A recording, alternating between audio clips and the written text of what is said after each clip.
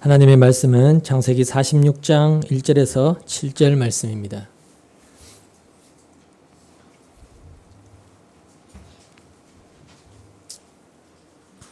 창세기 46장 1절에서 7절 말씀 제가 봉독해 올리겠습니다. 이스라엘이 식구를 거느리고 그의 모든 재산을 챙겨서 길을 떠났다. 브엘세바에 이르렀을 때에 그는 아버지 이삭의 하나님께 희생 제사를 드렸다. 밤에 하나님이 환상 가운데서 야곱아 야곱아 하고 이스라엘을 부르셨다. 야곱은 제가 여기 있습니다 하고 대답하였다. 하나님이 말씀하셨다. 나는 하나님 곧 너의 아버지의 하나님이다. 이집트로 내려가는 것을 두려워하지 말아라. 내가 거기에서 너를 큰 민족이 되게 하고 나도 너와 함께 이집트로 내려갔다가 내가 반드시 너를 거기에서 데리고 나오겠다. 요셉이 너의 눈을 직접 감길 것이다. 야곱 일행이 브엘세바를 떠날 차비를 하였다.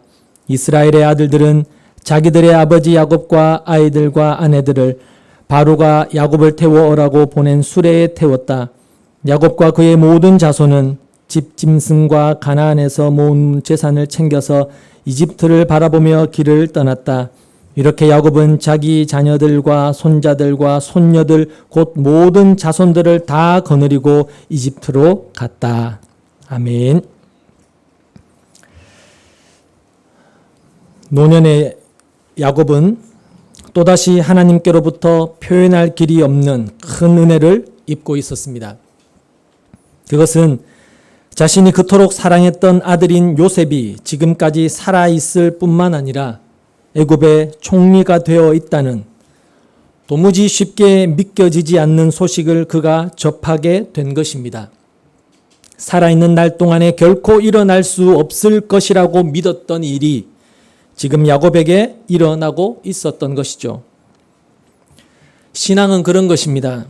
일어날 수 없는 일이 일어나고 변화될 것 같지 않은 환경이나 사람이 변화되고 결코 보고 들을 수 없는 것을 보고 듣게 되는 그것이 바로 신앙 안에서 하나님의 사람들에게 벌어지는 일이라는 것이죠. 하나님께서는 오늘도 사랑하는 하나님의 자녀들의 삶 속에서 이와 같은 크고 작은 놀라운 일들을 행하십니다. 우리가 전혀 생각하지 못한 일들이 하나님의 섭리 속에서 우리를 기다리고 있다는 것을 우리는 기억해야 합니다. 물론 그 일은 항상 우리가 원하는 즐겁고 기쁜 일만은 아닐 수 있습니다. 그러나 중요한 것은 그 모든 순간과 시간들이 모두 하나님의 선하신 뜻을 이루어가는 시간들이고 우리를 하나님의 사람으로 빚어가시는 매우 귀한 시간들이라는 것을 우리는 기억해야 한다라는 것입니다. 하나님은 자기 백성들 안에서 오늘도 변함없이 하나님의 오묘하신 섭리를 이루어 가시는 그런 아버지이시기 때문입니다. 그러니 여러분은 하나님을 더 가까이 해 보십시오. 그러면 하나님도 여러분에게 더 가까이 다가오셔서 그분이 행하시는 모든 일들을 더 자세하고 더 세밀하게 보고 느끼게 해 주실 것입니다.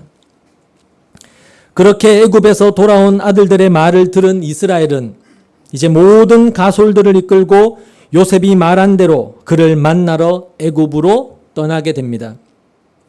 본문 1절을 보시면 이스라엘이 식구를 거느리고 그의 모든 재산을 챙겨서 길을 떠났다. 브엘세바에 이르렀을 때에 그는 아버지 이삭의 하나님께 희생 제사를 드렸다라고 말씀합니다. 아직 애굽까지 갈 길이 먼데 야곱은 어떤 이유 때문에 지금 브엘세바에 멈추어 있습니다. 브엘세바는 이스라엘의 최남단 지역입니다. 우리가 한반도의 최북단과 남단을 백두에서 한라까지 이렇게 표현을 하듯이 이스라엘도 단에서부터 브엘세바까지 이렇게 보편적으로 이스라엘의 최북단과 최남단을 표현하고 있는 그런 구절들이 성경에 많이 등장을 합니다. 그래서 브엘세바라는 곳은 이스라엘의 가장 남쪽 지역이다라는 것을 여러분은 염두에 두시면 됩니다. 야곱은 고향으로 돌아와서 정착한 뒤에 지금까지 자신이 살던 지역을 벗어나 본 적이 없었던 사람입니다. 브엘세바를 넘으면 이제 사막이 펼쳐져 있고 그리고 그 너머에 애굽이 위치하고 있습니다. 그는 요셉이 기다리고 있는 애굽으로 가기 전에 그런데 이곳에 지금 멈추어 서 있는 것입니다. 왜냐하면 야곱은 또다시 두려움과 걱정이 밀려왔기 때문이죠. 본문 2절 3절을 보시면 밤에 하나님이 환상 가운데서 야곱아 야곱아 하고 이스라엘을 부르셨다. 야곱은 제가 여기 있습니다 하고 대답하였다. 하나님이 말씀하셨다. 나는 하나님 곧 너의 아버지의 하나님이다. 이집트로 내려가는 것을 두려워하지 말아라. 내가 거기에서 너를 큰 민족이 되게 하고라는 말씀을 통해서 야곱의 지금의 심리 상태를 알 수가 있습니다. 사랑하는 아들 요셉이 자기를 기다리고 있다는 것을 알고는 있었지만 야곱에게 애굽은 너무나 먼 곳이었고 미지의 땅이었습니다. 그리고 그의 기억 속에 애굽은 그렇게 좋은 곳으로 여겨지는 곳이 아니었습니다. 애굽은 당시 이미 상당히 발전된 기술과 그리고 매우 발달된 문명을 이룩한 그런 나라였습니다. 그들은 고대 근동에서 매우 오래된 역사를 자랑하고 있었고 수학과 건축술에 있어서 매우 발달해 있었고 천문학과 농업 그리고 의학에 있어서도 상당히 발전된 지식을 축적하고 있었던 그런 나라였습니다. 애굽에 주목할 또 다른 특징 중에 하나는 그 나라는 많은 우상을 숭배하고 있는 그런 나라였다는 것입니다. 나일강의 신들인 오시리스, 하피몬, 타우렛, 그리고 생명의 신 누아, 토지의 신 겝, 곡물의 신 네프리, 벌판의 신 아누비스, 수학과 농작물의 신인 민이라는 그런 이름의 우상들이 존재하고 있었고 또 짐승의 형상을 지닌 그런 우상들도 있었는데 황소의 신 아피스, 나중에 이스라엘 백성들이 이 신을 본따서 광야에서 하나님의 형상을 만들어 놓고 우상을 숭배했던 겁니다. 뿐만 아니라 암소의 여신 하토르, 사자의 신 세크에트, 순양의 신 크놈, 악어의 신 소백, 조류의 신 호루스, 몬트가 있었고 하늘 신인 누트와 대기의 신인 수, 그리고 그 밖에도 많은 신들이 애굽인들에 의해서 당시 숭배되어지고 있었고 그런 모든 신들 가운데 가장 으뜸은 파라오 자신을 상징하는 바로 태양신 라였습니다. 애굽은 이렇게 영적으로 볼 때 아주 사악한 그런 곳이었던 것이죠. 무엇보다 야곱은 자신의 할아버지가 이곳 애굽에서 좋지 않은 일들이 있었다는 것을 익히 들어서 알고 있었을 것입니다. 그의 할아버지 아브라함이 이곳에서 할머니를 아내가 아닌 누이라고 속였다가 할머니를 바로 왕에게 빼앗길 뻔했다라는 것을 알고 있었을 것이고 또 창세기 15장 13절에서 하나님께서 할아버지 아브라함에게 하신 말씀 애굽과 관련해서 자신들에게 불행한 미래가 예언되어 있다라는 것을 야곱은 알고 있었을 것입니다. 창세기 15장 13절을 보시면 하나님이 아브라함에게 이렇게 말씀을 하십니다. 주님께서 아브라함에게 말씀하셨다. 너는 똑똑히 알고 있거라. 너의 자손이 다른 나라에서 나그네 살이를 하다가 마침내 종이 되어서 400년 동안 괴로움을 받을 것이다. 그래서 야곱은 이 애굽 땅이 장차 자신들에게 고통을 안겨줄 그런 땅이라는 것을 알고 두려워했을지도 모릅니다. 무엇보다 야곱의 발목을 잡았던 것은 그의 나이가 이미 130세의 고령이었다는 점입니다.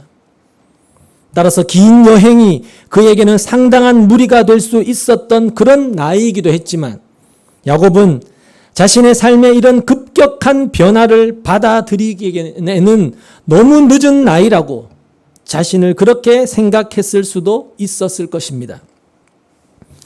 사람은 나이를 먹게 되면 어떤 변화를 위한 결단의 두려움을 갖기 마련입니다. 젊은 사람들에게는 삶의 환경을 바꾸는 것이 그리 큰 문제는 아닙니다. 그러나 나이가 들면 나이가 들수록 모든 것에 안주하게 되고 익숙한 환경에서부터 벗어나는 것을 두려워하고 싫어하게 마련이죠. 사랑하는 아들 요셉을 보기 위해서지만 이 삶의 모든 터전을 버리고 전혀 새로운 낯선 곳으로 떠나는 일은 노년의 야곱에게 매우 부담스럽고 두려운 일이었고 또다시 정착을 위해서 새로운 변화를 받아들여야만 되는 야곱에게 매우 어려운 일이 될 수 있었던 것이죠. 익숙한 것을 버리고 새로운 것을 향해서 나아가는 길은 하나님을 믿는 믿음과 이 길은 나의 영혼의 유익이 되며 그 어떤 것보다도 더 가치 있는 길이기에 결단코 이 길은 포기할 수 없다라는 확신이 서지 않으면 결코 실행할 수 없는 매우 어려운 일일 수밖에 없는 것입니다. 오늘 우리는 하나님의 요구 앞에서 주저하고 현실에 안주하려고 하는 그런 연약한 모습이 없는지 이 장면을 통해서 돌아볼 필요가 있습니다. 그 길이 생명과 영광으로 결과될 복된 길이니 하나님을 의지하고 떠나라 라고 말씀하실 때 언제든지 나는 하나님을 신뢰하고 나의 익숙한 것들로부터 떠날 수 있는 그런 믿음이 지금 내 안에 커져가고 있는지 확인해 볼 필요가 있다는 것이죠. 그렇지 않고 현실에 발목 잡힌 믿음은 아무리 신앙생활을 반복한다 할지라도 결단코 믿음의 성숙과 진보를 가져오기는 어렵다는 사실을 여러분은 반드시 기억하셔야 됩니다. 예수를 수십 년을 믿어도 항상 그 자리에 머물 수밖에 없는 이유는 그의 신앙이 현실에 발목 잡혀 있기 때문이라는 것이죠. 이러한 이유들로 인해서 야곱의 애굽으로의 이주는 쉽지 않았고 그는 지금 이스라엘의 경계 지역인 최남단 브엘세바에 그를 머물러 있게 했던 것입니다. 그러나 야곱은 그곳에 그저 두려움 속에서 막연하게 안주하며 머물러 있었던 것은 결단코 아니었습니다. 야곱은 그곳에서 어떤 일을 행했죠. 바로 하나님께 제사를 드리는 일이었습니다. 아시다시피 야곱은 자신의 인생 속에서 몇 번의 결정적인 두려움의 시간들을 이미 지내왔던 사람입니다. 첫 번째는 형 에서를 피해서 도망을 칠 때였고 두 번째는 그 형 에서를 20년 후에 다시 만나게 될 때였으며 세 번째는 딸 디나의 강간 사건으로 큰 살육이 벌어졌을 때였습니다. 그런 야곱에게 지금 또 다른 두려움이 엄습해 온 것입니다. 그러나 그는 이 두려움의 문제가 어떻게 해결될 수 있는지 이미 그의 인생의 경험을 통해서 그것을 알고 있었던 사람이었습니다. 그가 두려워하는 순간마다 하나님이 그에게 찾아와 주셔서 그 문제들을 해결하셨다는 것을 야곱은 기억하고 있었습니다. 그가 형을 피해서 고향으로부터 도망칠 때 그는 베델에서 하늘에서부터 땅에 닿는 사다리의 환상을 통해서 자신과 변함없이 함께 하시는 하나님을 처음 만났었고 그가 삼촌 집에 있을 때나 자신의 딸이 강간을 당하여 공경에 처해졌을 때도 하나님은 그를 찾아오셨습니다. 그리고 말씀해 주셨습니다. 그리고 그가 야복 강가에서 형을 만나기 직전에 하나님과 씨름하여 자신의 환도뼈를 위골시키시고 자신을 야곱에서 이스라엘로 새롭게 태어나게 하셨던 그런 기억을 야곱은 가지고 있었습니다. 야곱은 위기의 순간마다 자신에게 찾아와 주셨던 하나님을 기억하고 이제는 야곱 자신이 하나님께 나아가고 있는 것을 성경은 보여주고 있는 것입니다. 그렇게 야곱은 하나님께로 나아가고 있었습니다. 그것이 하나님이 야곱의 생애를 통하여 그렇게 야곱을 학습시키셔서 이제는 두려움 앞에서 단순히 머물고 안주하며 두려워만 하는 것이 아니라 하나님을 찾는 하나님의 사람으로 야곱을 변모시켜 놓으신 것을 우리는 확인하게 되는 것이죠. 하나님은 이렇게 하나님이 우리에게 베푸신 은혜에 대해서 우리가 이제는 자발적으로 우리의 신앙을 하나님께 고백하며 드러내는 것을 하나님은 기뻐하시는 분이시라는 겁니다. 항상 하나님께서 우리에게 먼저 다가오시고 우리에게 항상 감당하지 못할 은혜를 베풀어 주셨지만 때가 되었을 때 이제는 우리가 하나님을 찾고 하나님께로 나아오는 것을 하나님은 바라신다는 것입니다. 하나님이 나에게 무엇을 해 주시기만을 바라는 기대보다 내가 하나님을 위해서 무엇을 할 것인지, 즉 하나님의 뜻에 나를 맞추기 위하여 몸부림치는 것, 나를 부인하고 하나님의 오르심에 순종하며 자신을 전적으로 맡기고 내어드리는 것을 하나님은 기뻐하신다는 것입니다. 무엇인가 결정하기 전에 하나님께 묻고 하나님의 뜻을 깨달았으면 하나님을 의지하는 믿음으로 그것을 선택해내는 그런 모습을 하나님은 자기 백성들에게 기대하신다는 것이죠. 야곱은 더 이상 자신을 찾아오시는 하나님을 기다리고만 있지 않고 이제 그가 하나님을 찾습니다. 그리고 야곱이 하나님을 찾고 하나님께로 나아가는 수단은 바로 예배였습니다. 그는 하나님께 번제를 드렸던 것이죠. 그럼 야곱은 왜 하나님께 번제를 드렸던 걸까요? 이제 애굽으로 들어가기 전에 혹시나 자신들에게 있을지 모를 죄를 깨끗이 하고 또한 이 모든 일들이 하나님의 섭리의 결과였음을 고백하고 감사하기 위해서 제사를 드렸던 것입니다.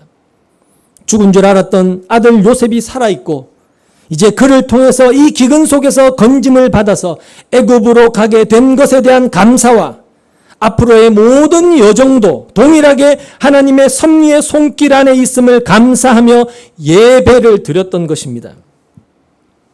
그리고 무엇보다도 야곱은 자신이 이렇게 고향을 떠나서 애굽이라는 낯선 이방의 땅으로 옮겨가는 것이 하나님의 뜻인지를 마지막으로 분명하게 확인하기 위해서 그는 하나님께 제사를 드렸던 것입니다. 하나님의 최종적 승인을 기다렸던 것이죠.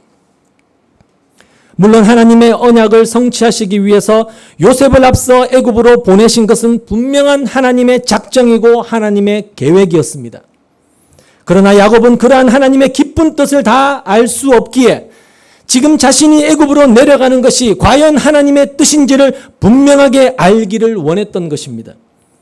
그와 같은 이유로 잠시 브엘세바에 멈추어 서서 하나님께 예배를 드림으로써 하나님의 뜻을 묻고 있었던 모습을 볼 수 있는 것이죠.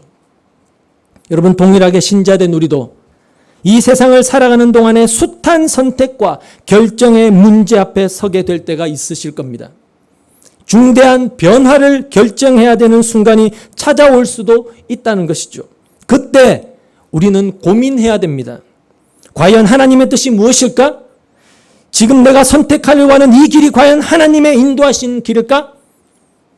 근데 문제는 이러한 수많은 상황 속에서 많은 경우에 우리의 문제는 절대로 그런 상황 속에서 하나님만을 의지하고 하나님만을 바라보고 하나님의 뜻을 찾기 위해서 멈추어 서지 않는다는 것입니다. 두려움과 조바심에 사로잡혀 하나님의 인도하심에 대해서 결코 진지하게 기다릴 줄 모른다는 것이죠. 그 결과 항상 잘못된 길을 선택하게 되고 모든 것이 더 어려운 상황에 직면하게 되고 한참을 돌아가므로 자신의 인생의 그 소중한 시간들을 다 허비하게 되는 이런 문제들을 많이 만들어내더라는 것입니다. 여러분은 과연 지금 충분히 하나님께 묻고 하나님께 소리를 듣고 계십니까?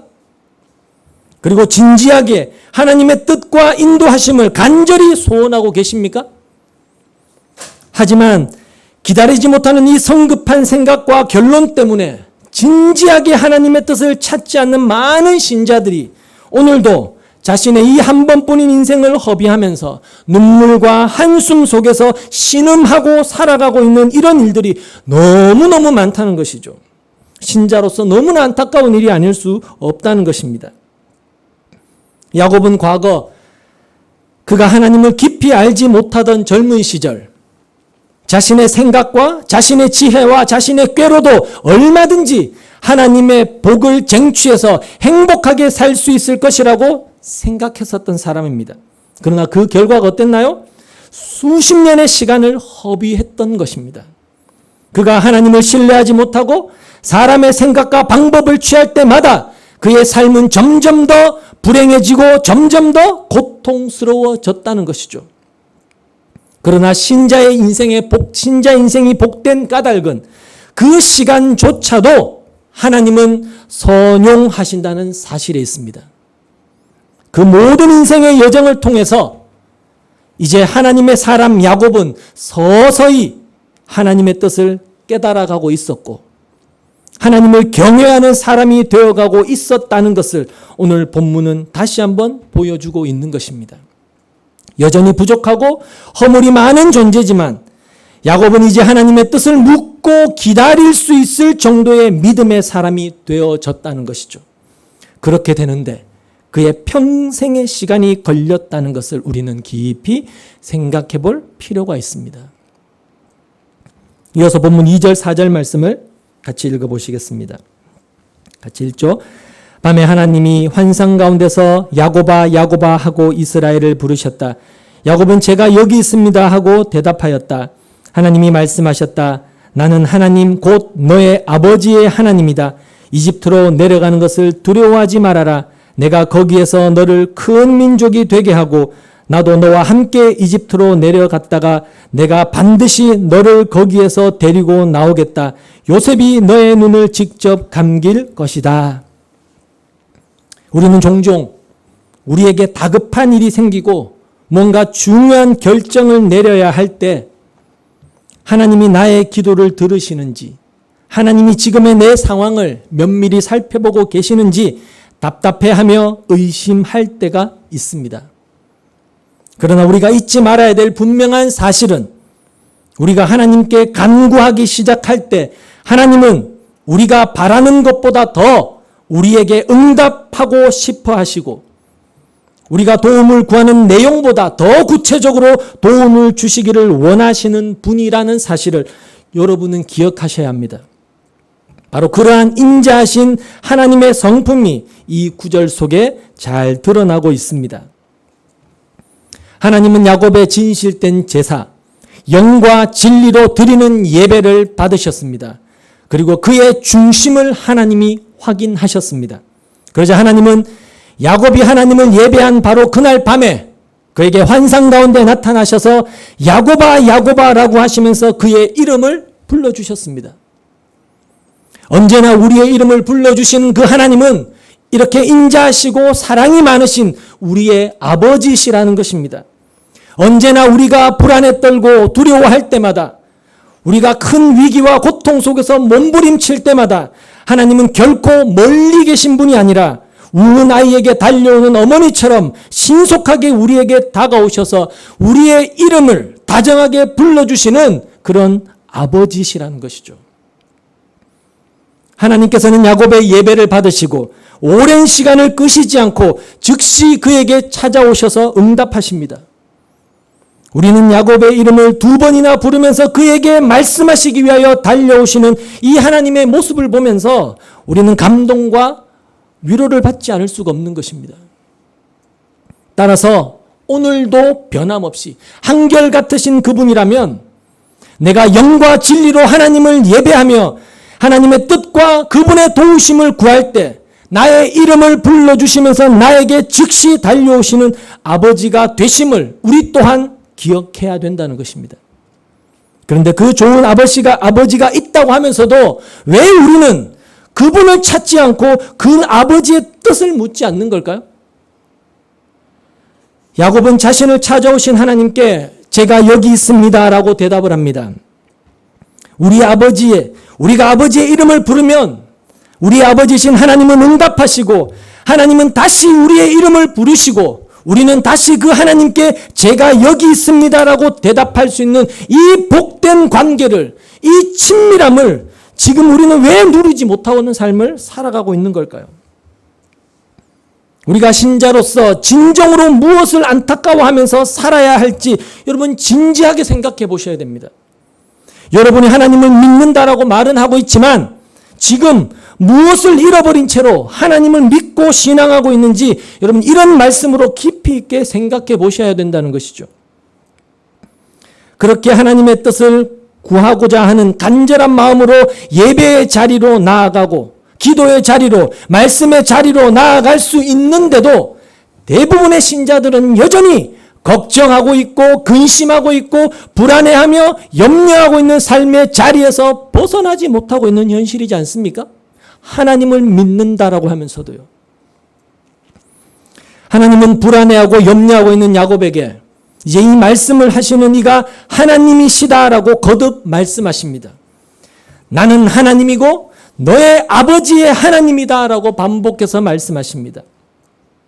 언제나 성도된 우리에게 있어서 가장 든든한 이름은 여러분 이 세상의 그 무엇도 아닙니다. 돈도 아니고 명예도 아니고 물질도 아니고 자식도 아니고 건강도 아닙니다. 바로 여호와 하나님 곧 우리의 아버지의 이름이라는 사실입니다. 하나님은 지금도 우리에게 말씀하십니다. 나는 너의 하나님이다. 너의 아버지의 하나님이고 너의 조상의 하나님이다. 우리에게 자신을 소개하신다는 사실입니다. 이 땅에서 그토록 간절히 하나님을 찾던 모든 성도들의 아버지가 되시는 그 하나님께서 오늘도 우리에게 자신을 드러내시기를 기뻐하신다라는 것을 여러분 잊지 마셔야 됩니다. 우리가 믿는 하나님은 모든 믿는 자들의 조상이 되시는 하나님이십니다. 여러분 믿음의 가정에서 태어난 자녀들이 나의 하나님은 나의 아버지의 하나님이십니다. 나의 할아버지, 나의 할머니의 하나님이십니다라고 고백할 수 있는 것은 분명한 하나님의 은혜입니다. 모태신앙으로 태어나서 우리 아버지 하나님이 나의 하나님, 우리 할아버지 하나님 이렇게 고백하는 것은 굉장히 복받은 것이죠. 그러나 지금 이곳에 있는 우리 자신에게 진지하게 물어봐야 될 것이 있습니다. 그 하나님이 지금 여러분 자신의 하나님이라고 나의 하나님이라고 여러분은 그 하나님을 그렇게 진실되게 고백할 수 있는지, 아브라함의 하나님, 이삭의 하나님, 야곱의 하나님이 정말로 나의 하나님이라고 내가 진실되게 하나님 앞에 고백할 수 있는지 여러분 자신에게 물어보십시오. 목사가 전해주는 하나님이 아닌 여러분이 만나고 경험한 그 하나님 여러분에게 있으시냐는 것이죠. 하나님이 여러분을 찾아오셔서 여러분을 안다고 말씀해 주신 적이 여러분에게 있는지 생각해 보십시오. 우리 아빠가 믿는 하나님, 우리 엄마가 믿는 하나님이 아니라 나의 하나님이 되시느냐라는 것입니다. 여러분은 오늘까지 무엇을 믿어오셨고 그 하나님은 누구라 여기며 지금까지 교회를 다니고 있는지 여기에 대해서 여러분은 스스로가 분명한 해답을 찾으셔야 한다는 것입니다. 왜냐하면 그렇게 되기 전까지 신앙은 아직 제대로 출발하지 못한 것일 수도 있기 때문입니다. 그래서 아무 유익이 없는 형식적인 종교 생활을 이제 좀 그만 멈추고 하나님을 제대로 믿는, 하나님을 향한 굳은 신뢰와 그 확신을 가지고 나의 아버지 되신 그 아버지를 진짜로 사랑해서 그분의 뜻을 진지하게 찾고 묻고 그분의 뜻을 깨달았으면 순종하는 삶이 가장 복된 삶임을 알기 때문에 그 삶을 목숨 걸고 살고자 몸부림치는 여러분 진정한 신자의 삶을 사는 여러분이 되셔야 되는 겁니다. 만약 신자라고 자처하는 여러분에게 있어서 하나님께서 한 번도 여러분의 이름을 불러주신 적이 없었다면, 여러분의 마음속에 하나님이 주시는 평안과 확신으로 인한 기쁨으로 하나님이 여러분에게 응답하신 적이 없다면, 그런 하나님에 대한 믿음과 확신 없이 여러분이 원하는 여러분의 인생을 지금 걸어가고 계시다면 여러분 그 길은 낭떠러지로 가는 길입니다. 망하는 길로 가고 있는 것입니다. 여호와는 나의 목자시니 내가 부족함이 없으리다 라고 하나님이 여러분의 목자 되심을, 예수 그리스도가 여러분의 주 되심을 선언하고 고백할 수 없다면 지금은 잘 되는 것 같고 별 문제 없을 것 같고 행복해 보이고 남들의 부러움을 사는지는 몰라도 그 길의 끝은 여러분 멸망입니다. 진짜 망하는 것입니다. 돌이킬 수 없는 길을 걷고 있는 것입니다. 하나님은 인류 역사 속에서 모든 하나님의 백성들을 동일한 방법으로 부르셨고 그들을 섭리하셨고 그들을 인도해 오신 하나님이십니다. 그 하나님이 나는 아브라함의 하나님, 이삭의 하나님, 야곱의 하나님이다라고 말씀을 하신 것은 나는 나의 언약에 있어서 불변하고 영원하고 그 언약을 모든 자녀들에게 한결같이 적용하는 하나님이다라고 선언하신 것입니다. 그러므로 우리는 하나님께서 시대마다 사람들에게 달리 대우하시는 하나님이 결코 아니시라는 것을 잊지 말아야 합니다. 아브라함을 모리아 산의 아브라함으로 그렇게 빚어가셨고, 그 다음 이삭을, 야곱을, 요셉을 하나님이 그렇게 자기 부인의 과정을 통하여 그 완성의 자리로 섭리해 가셨다면, 지금의 나도, 나의 인생도 그 길로 동일한 그 방법으로 인도하시는 하나님이시라는 것을 우리는 믿어야 되는 것이고, 동일하게 오늘 본문에 야곱을 찾아오신 하나님은 지금도 자신의 이름을 부르며 겸손히 주의 뜻을 구하며 예배하는 자들에게 당신의 뜻을 나타내 보이시는 인자하신 분이라는 것을 잊지 말아야 한다는 것이죠. 그러나 안타까운 것은 하나님은 그렇게 자신을 우리에게 알리시고 나타내시기를 기뻐하시지만, 언제나 그렇듯이 우리는 너무 바쁘고 너무 분주하고 피곤하기 때문에, 뿐만 아니라 이 세상이 너무 좋고 할 것도 너무 많고 너무 살만해서 그런 아버지를 웬만해서는 찾지 않습니다. 야곱에게 다가오셔서 나는 너의 하나님이라고 언제든지 자신을 계시하시기를 원하시는 하나님께로 우리는 자발적으로는 나가지도 않고 힘써 그분의 뜻을 구하지도 않습니다. 여러분, 우리가 얼마나 하나님을 관념적으로 지식적으로만 생각하고 하나님을 멀리하면서 살아가고 있는지, 여러분, 이 말씀을 듣는 가운데 성령께서 저와 여러분 모두에게 깨달음을 주시기를 간절히 소망합니다. 여러분, 신앙은 결단코 관념이 아닙니다. 사색이 아닙니다. 막연한 지식이 결단코 아닙니다. 그 하나님을 경험하는 것입니다. 그 하나님이 과연 나에게도 찾아오셔서 내가 너의 하나님이다 라고 말씀하시는지 그렇지 않은지를 내 삶의 현장에서 어떤 문제 앞에서 경험하고야 마는 게 신앙입니다. 우리의 인생 속에서 그분을 체험하는 것이 믿음인 것이죠. 하나님은 그렇게 자신을 찾는 야곱에게 즉각 말씀하십니다. 애굽으로 내려가기를 두려워하지 말아라. 이렇게 말씀하시면서 애굽으로 가는 것이 분명한 하나님의 뜻이라는 것을 야곱에게 확신케 하십니다. 그리고 그렇게 애굽으로 가라고 하시는 이유는 내가 거기서 너로 큰 민족을 이루게 할 것이다 라고 분명히 말씀하십니다. 하나님의 구속의 역사를 이루어가는 저와 여러분, 성도된 우리가 이 땅에 존재하는 가장 큰 이유와 목적이 뭘까요? 그것은 성도 한 사람의 자기 자신의 구원의 완성뿐 아니라, 나만 예수 믿고 천국 가는 게 다가 아니라 그 성도를 통해서 이 땅에 임한 하나님의 나라가 더욱더 든든히 세워지고 확장되어 완성되게 하는 것입니다. 한 사람에게라도 더 복음이 전파되어 택한 백성의 구원의 완성이라는 이 하나님의 원대한 그 구원의 계획과 그 뜻이 이루어지게 하는 것, 그것이 성도, 저와 여러분이 이 땅에 이 역사 속에서 존재하는 유일하고 가장 중요한 이유라는 사실입니다. 그래서 하나님은 야곱에게 그냥 애굽으로 내려가라고 하시지 않고 애굽으로 보내는 이유는 내가 너로 인하여 그곳에서 큰 민족을 이루게 하기 위함이다라고 말씀하시는 것입니다. 따라서 언약에 후손된 우리가 가는 곳, 우리가 존재하는 곳, 우리가 살아가는 곳은 그냥 먹고 사는 평범한 삶의 터전들이 결코 아니라는 겁니다. 우리는 그곳에서 하나님의 나라를 건설해야 되는, 먹든지 마시든지 무엇을 하든지 하나님의 나라가 임하여 하늘에서 이루어진 그 하나님의 통치가 내가 사는 이 현장 속에서도 이루어지도록 해야 하는 것입니다. 우리의 가정과 우리의 일터와 우리의 모든 생업은 그냥 이 땅에서 나의 생계를 위해서 나 좋으라고 주어진 것이 전부가 아닙니다. 우리가 발을 내딛는 모든 곳은 모두 하나님의 사람들을 하나님께로 인도하기 위한 구원의 현장입니다. 하나님 나라, 즉 구원의 완성이라는 이 위대한 목적 달성을 위한 수단으로서 우리는 모든 삶의 환경을 대하고 사람들을 대해야 된다는 것입니다. 따라서 우리는 우리의 가정과 직장과 이웃과 심지어 교회가 반드시 하나님의 나라가 되게 하는 일에, 하나님의 통치에 순응하는 곳이 되도록 최선을 다해야 되는 가장 고귀한 사명을 받은 성도라는 것을 기억하셔야 됩니다. 그리고 오늘이라는 이 시간을 주께서 허락하신 그 사명과 무관하게 내가 지금 먹고 살고 있다면 그 사람은 성도가 아니라 하나님과 무관한 삶을 살아가고 있는 무늬만 성도인 것입니다. 야곱에게 있어서 애굽은 그냥 기근을 피하기 위한 안식처가 아니었습니다.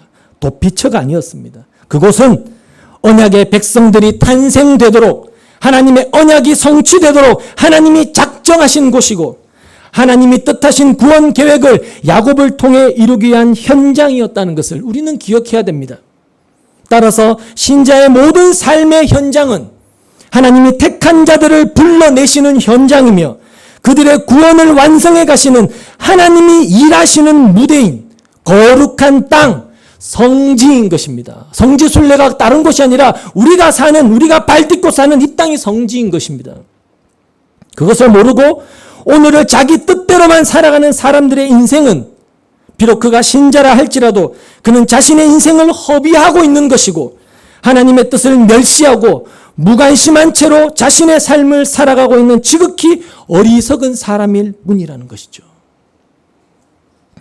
하나님께서는 이어 야곱에게 매우 중요한 약속을 해주십니다. 하나님께서는 애굽으로 야곱만을 보내시는 것이 아니라 하나님께서 함께 가시겠다라고 말씀하십니다. 4절에 보면 나도 너와 함께 이집트로 내려가겠다. 내가 반드시 너를 거기에서 데리고 나올 것이며 요셉이 너의 눈을 직접 감길 것이다 라고 하나님이 말씀해 주십니다. 너와 함께 애굽으로 향하고 너의 죽음도 함께하고 너의 시신을 데리고 다시 약속의 땅 가나안으로 내가 올라올 것이다 라고 하나님이 그에게 말씀하시는 것입니다. 그래서 다윗은 이렇게 노래했던 것이죠. 내가 사망의 음침한 골짜기를 다닐지라도 해를 두려워하지 않을 것은 주께서 나와 함께 하시기 때문이다. 주의 지팡이와 막대기가 나를 안전하게 지키시기 때문이다. 다윗은 그렇게 언제나 어느 곳에서나 나와 함께 하시는 하나님, 임마누엘의 하나님을 노래했던 것이죠. 하나님은 성도의 태어남과 자람과 그의 결혼과 그의 늙어감과 그의 죽음, 그 모든 인생의 여정 가운데 동행하시는 아버지십니다. 언제나 불꽃 같은 눈으로 그의 자녀들을 감찰하시고 그의 자녀들과 동행하시며 그들이 하나님의 뜻을 준행하거나 혹은 하나님의 뜻을 어기고 곁길로 행할 때에도 묵묵히 그들과 동행하고 계시는 아버지십니다. 그렇게 한평생을 함께하며 결국은 우리가 있어야 될 곳, 영원한 우리의 본향으로 돌아가도록 우리를 인도하시고 이 땅에서 그렇게 믿음을 지키며 살았던 모든 날들에 대해서 하나님이 그것을 기억하시고 성도의 죽음을 귀하게 여겨주시는 우리의 아버지시라는 것이죠. 여러분 기억하십시오. 우리의 인생길은 결코 혼자 걸어가는 길이 아닙니다. 하나님이 반드시 동행하시고 우리 곁에서 우리와 함께 하십니다. 우리가 기뻐하고 즐거워할 때에도, 슬퍼하고 낙심하고 염려하고 근심할 때에도 하나님은 언제나 성도 곁에 함께 하신다는 것입니다. 이 사실을 로마서 8장 26절에 이렇게 표현하기도 했죠.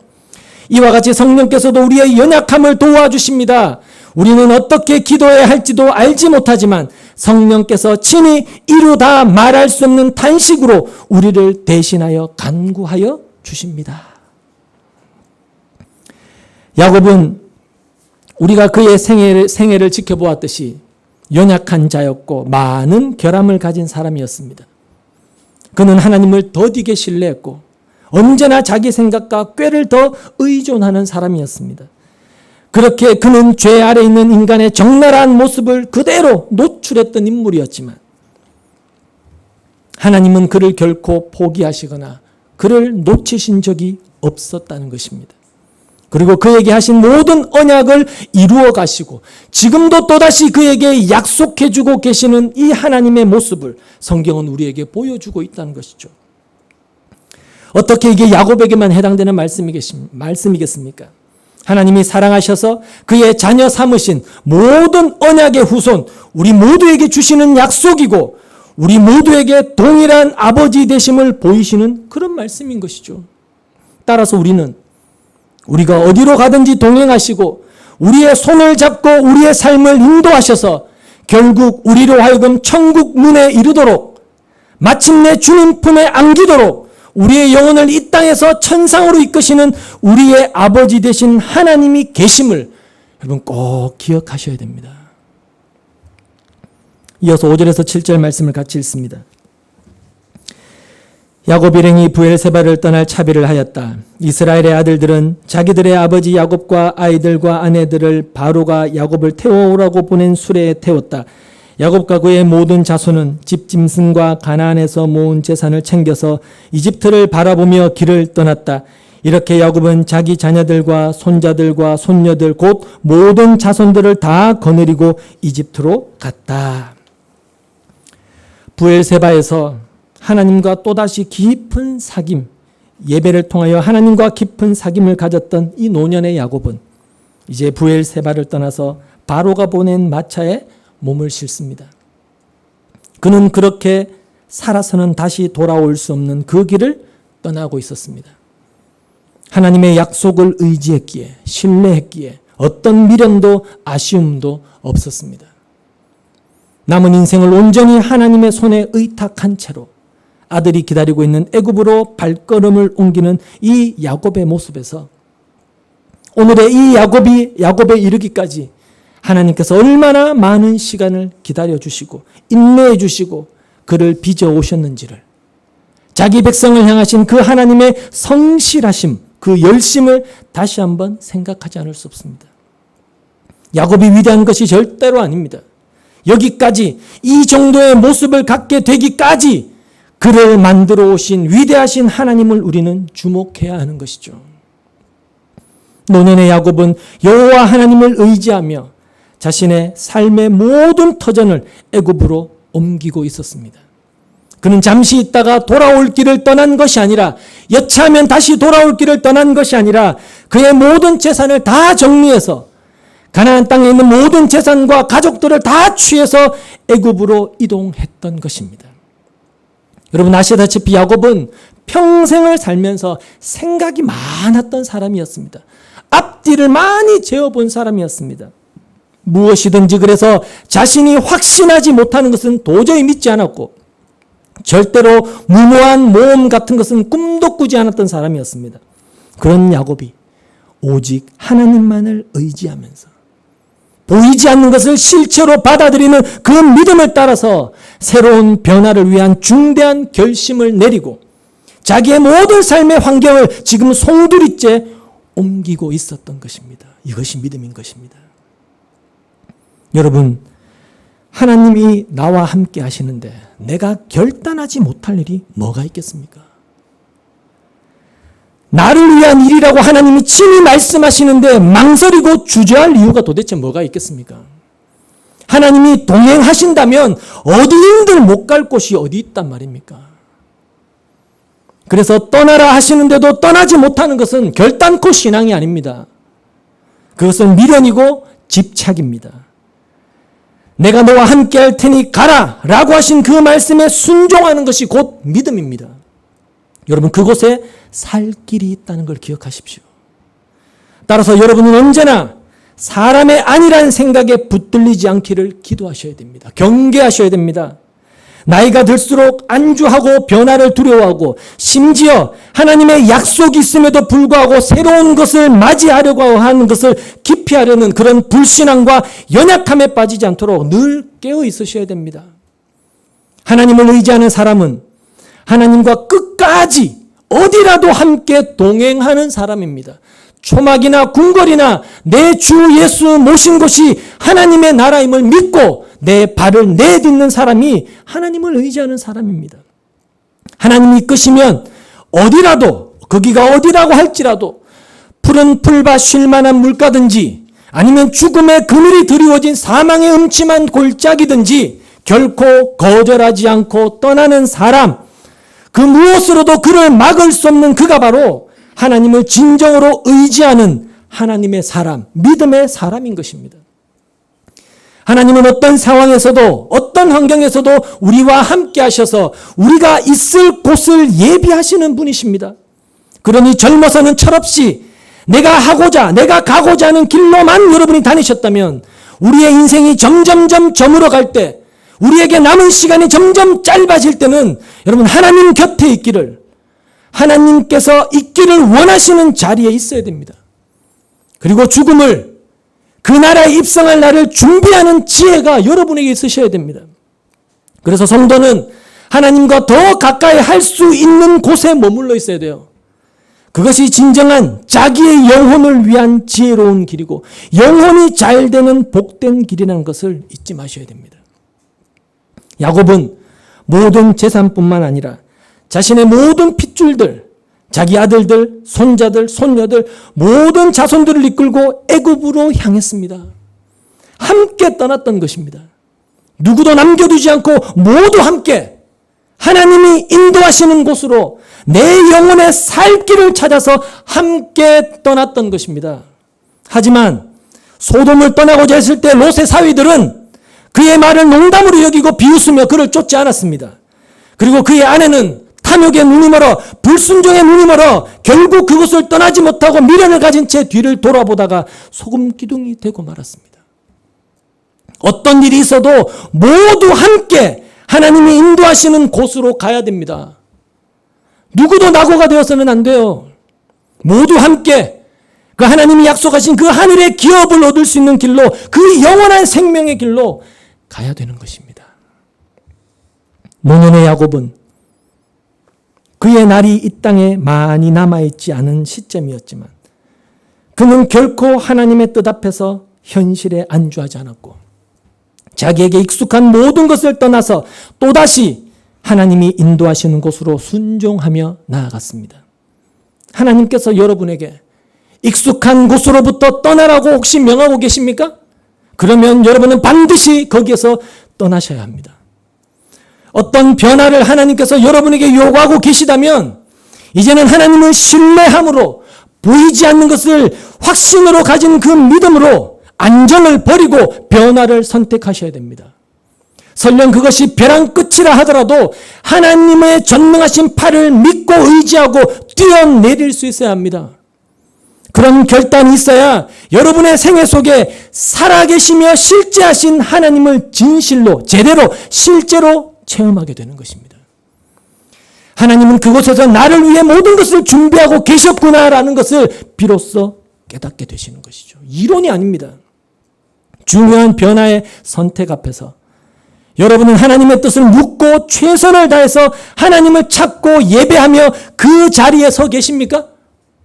하나님의 뜻을 구하고 하나님의 응답하심이 있기를 잠잠히 기다리고 계십니까?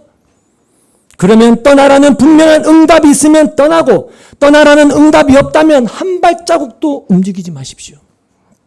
여러분이 가야 할 길을 보여주실 때까지 그 자리에 머물면서 하나님을 예배하십시오. 하나님께서 침묵하시면 말씀하실 때까지 그 자리에 가만히 머물러 있으십시오. 더 이상 조바심과 두려움으로 여러분의 인생을 허비해서는 안 된다는 것입니다. 그리고 때가 되어 그분이 마침내 여러분에게 말씀하실 때는 앞으로 달려가십시오. 나이가 많든 적든 상관이 없습니다. 반드시 주저하지 말고 달려가십시오. 애굽뿐 아니라 그것이 사망이 엄침한 골짜기라도 하나님이 여러분과 함께 하실 것이기 때문입니다. 늙고 병들어 죽음의 시간이 마침내 우리 모두에게도 찾아올 것입니다. 그러면 이제 이 세상에서의 날들이 머지 않았다고 우리는 느끼게 되겠죠. 죽음이 다가오는 순간 여러분 기억하십시오.